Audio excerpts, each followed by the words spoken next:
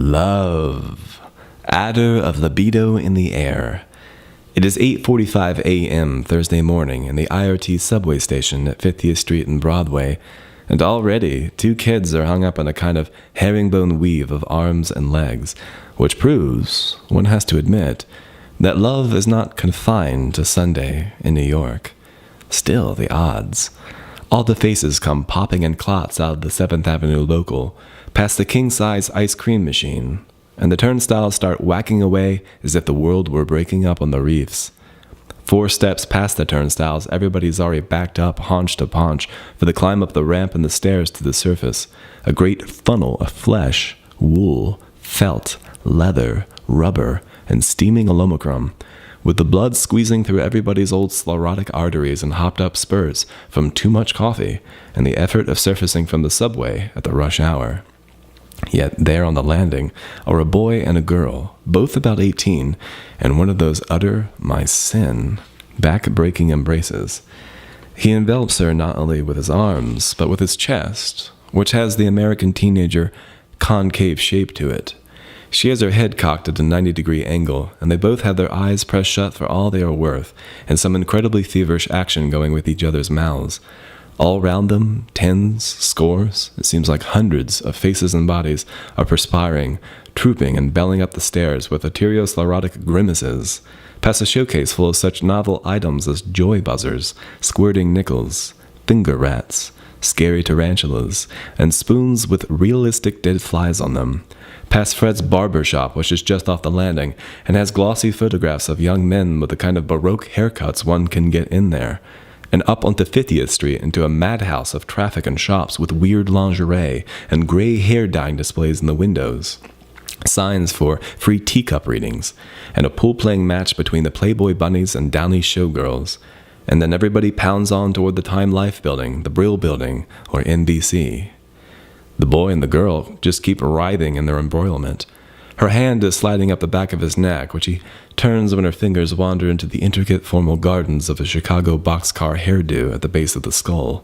This turn causes his face to start to mash in the ciliated hole of her beehive hairdo, and so she rolls her head 180 degrees to the other side, using their mouths for the pivot. But aside from good hair grooming, they are oblivious to everything but each other. Everybody gives them the once-over. Disgusting. Amusing. How touching. A few kids pass by and say things like, "Swing it, baby." But the great majority in that heaving funnel up the stairs seem to be as much astounded as anything else. The vision of love at rush hour cannot strike anyone exactly as romance.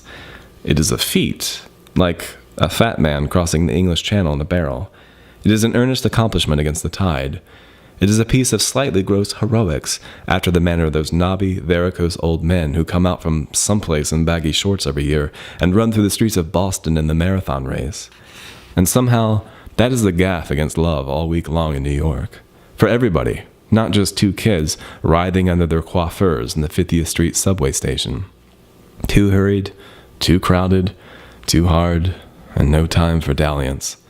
Which explains why the real thing in New York is, as it says in the song, a Sunday kind of love. There is Saturday, but Saturday is not much better than Monday through Friday. Saturday is the day for errands in New York. More millions of shoppers are pouring in to keep the place jammed up. Everybody's bobbing around, running up to Yorkville to pick up these arty cheeses for this evening, or down to 4th Avenue to try to find this Van Vechten book parties to complete the set for somebody. Or off to the cleaners, the dentist, the hairdressers, or some guys who is going to loan you his station wagon to pick up 2 flush doors to make tables out of. Or over to some place somebody mentioned that is supposed to have fabulous cuts of meat, and the butcher wears a straw hat and arm garters and is colorfully rude.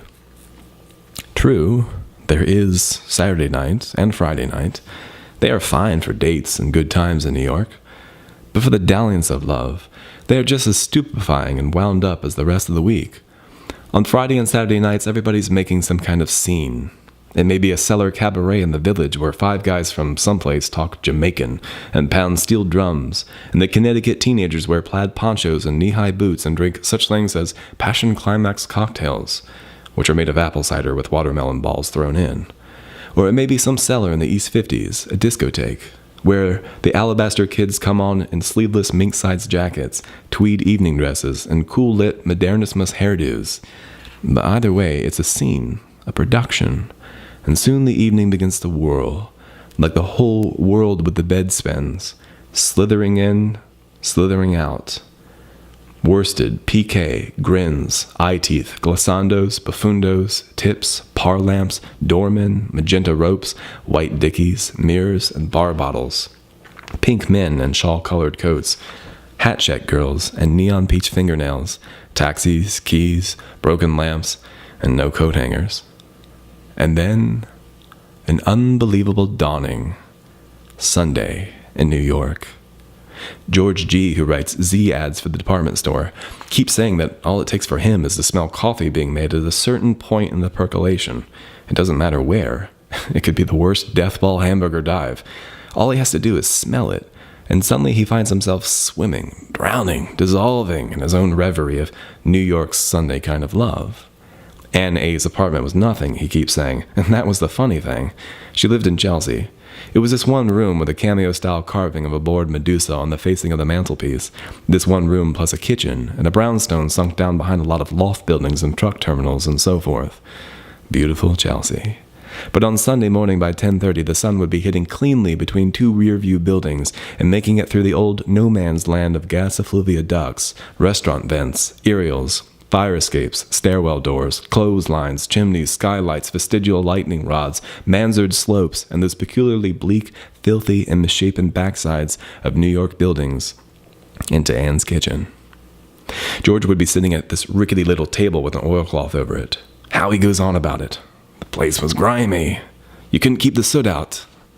The place was beautiful. Anne is at the stove making coffee. The smell of the coffee being made, just the smell. Already he is turned on. The way she moved around inside that bathrobe with the sun shining in the window always got him. It was the atmosphere of the thing. There she was, moving around in that great fluffy bathrobe with the sun hitting her hair, and they had all the time in the world. There wasn't even one flatulent truck horn out on 8th Avenue. Nobody was clobbering their way down the stairs in high heels out in the hall at 10 minutes to 9. Anne would make scrambled eggs, plain scrambled eggs, but it was a feast. It was incredible. She would bring out a couple of these little smoked fish with golden skin, and some smoked oysters that always came in a little can with ornate lettering and royal colors and flourishes, and some kissebrot bread and black cherry preserves, and then the coffee. They had about 1 million cups of coffee apiece, until the warmth seemed to seep through your whole viscera. And then cigarettes. The cigarettes were like some soothing incense. The radiator was always making a hissing sound, and then a clunk. The sun was shining in, and the fire escapes and the fluvia ducts were just silhouettes out there someplace.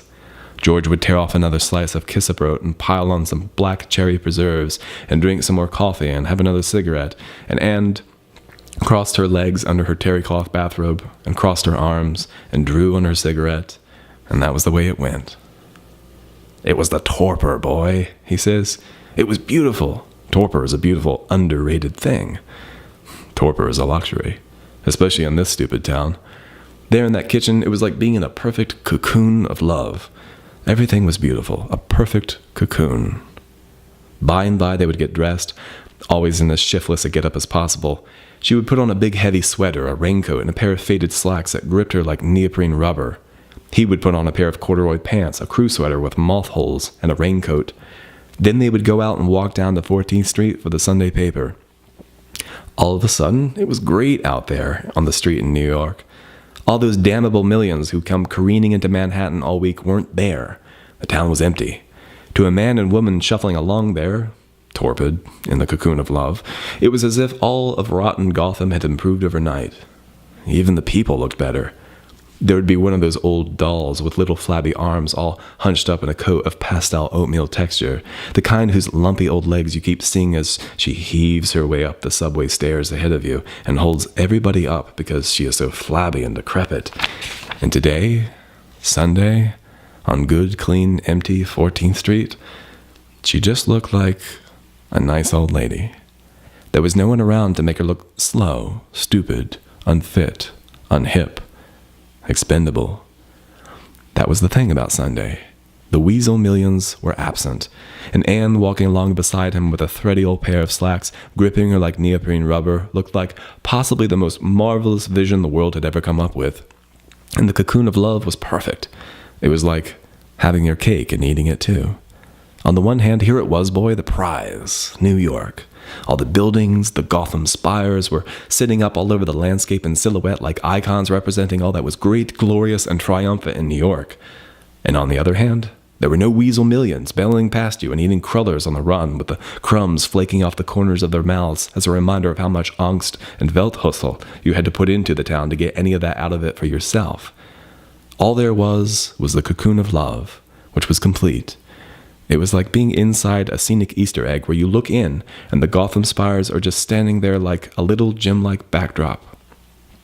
By and by, the two of them would be back in the apartment, sprawled out on the floor, rustling through the Sunday paper.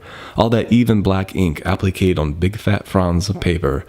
Anne would put an E-Power Biggs organ record on the hi-fi, and pretty soon the old Tramler's bass chords would be vibrating through you as if he had clamped a diathermy machine on your solar plexus. So there they would be, sprawled out on the floor, rustling through the Sunday paper, getting bathed and massaged by E-Power Biggs' sonic waves. It was like taking peyote or something. This marvelously high feeling would come over them, as though they were psychedelic, and the most commonplace objects took on this great radiance and significance. It was like old Aldous Huxley in his drug experiments, sitting there hooking down peyote buttons and staring at a clay geranium pot on a table, which gradually became the most fabulous geranium pot in God's world. The way it curved, why, it curved 360 degrees. And the clay, why, it was the color of the earth itself. And the top, it had a rim on it. George had the same feeling. Anne's apartment. It was hung all over the place with the usual New York working girl's modern prints. The Picasso scrawls, the Mondrians curling at the corners. Somehow nobody ever gets even a mat for a Mondrian print. The Toulouse-Lautrecs with that guy with the chin kicking his silhouette leg. The Clays, that Paul Clay is cute. Why, all of a sudden, these were the most beautiful things in the whole hagiology of art. The way that guy with the chin kicks that leg. The way that Paul Clay hits that ball. The way that apartment just wrapped around them like a cocoon, with lint under the couch like angel's hair, and the plum cover on the bed lying halfway on the floor in folds, like the folds in a Tiepolo cherub's silks, and the bored Medusa on the mantelpiece looking like the most splendidly, gloriously bored Medusa in the face of time. Now that was love, says George, and there has never been anything like it. I don't know what happens to it, unless it's Monday. Monday sort of happens to it in New York.